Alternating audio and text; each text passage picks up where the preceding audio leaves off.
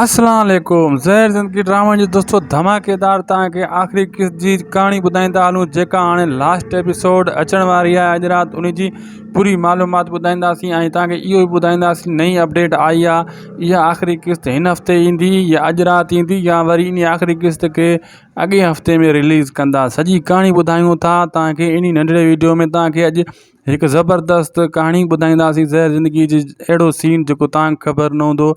छा इन किस्त में आख़िरी किस्त में पहिरीं गोली कमाल खान जे मथां केरु हलाईंदो? छोटू हलाईंदो या वरी रबन या वरी मुहिब या वरी गौहर? बिल्कुलु सॼी कहाणी ॿुधायूं था तव्हांखे इन नंढड़े वीडियो में। पहिरियां इन खे पूरो ॾिसो जीअं तव्हांखे सॼी कहाणी सम्झ में अचे। थी सघे त शायदि खोसो वीलॉग यूट्यूब चैनल खे हाणे सब्सक्राइब करे छॾिजो। अगरि फेसबुक पेज ते ॾिसी रहिया आहियो त इनखे फॉलो लाइक शेयर ज़रूरु कंदा। बिल्कुलु दोस्तों, हाणे तव्हांखे तफ़सील ॾींदा हलूं। अगरि तव्हां इसी ताईं वीडियो ॾिठो आहे त अॻिते बि इनखे पूरो ॾिसो, सॼी कहाणी सम्झ में अची वेंदी। दोस्तों पहिरीं ॻाल्हि त पहिरीं गोली कमाल खान जे मथां छोटू हलाईंदो। कालू जो पुटु जेको छोटू उहो रईस गफ़ार खान जो पिस्टल खणी ईंदो आहे। तव्हां ॾिठो राति किस्त में पहिरीं गोली उहो हलाईंदो जॾहिं कमाल खान रबन खे ऐं ओठे खे मतिलबु ॻोठ वारनि जे साम्हूं ज़लील कंदो, उन्हनि जे मथां तंज़ कंदो ऐं पाण खे अलाए छा सम्झंदो ऐं ॻोठ वारनि खे चवंदो, सभिनी जे साम्हूं चवंदो कोई अहिड़ो ताक़तवर बचो ई न आहे जेको मूंखे ललकारे।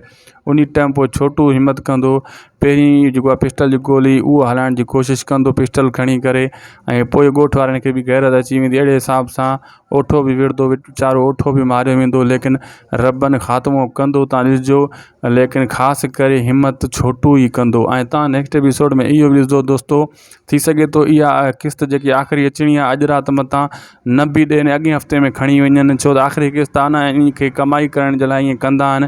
बहरहाल 50% चांस तव्हांखे ॿुधायूं था त अॼु राति ईंदी, न त अॻे हफ़्ते बि थी सघे थो, अॻिते बि करे सघनि था, डिले बि करे सघनि था। ज़हर ज़िंदगी ड्रामे जी इहा आख़िरी किस्त वीडियो पुॻो आहे पंहिंजी पुॼाणी ते दोस्तों। असांखे ॾींदा इजाज़त। ख़ुदा हाफ़िज़।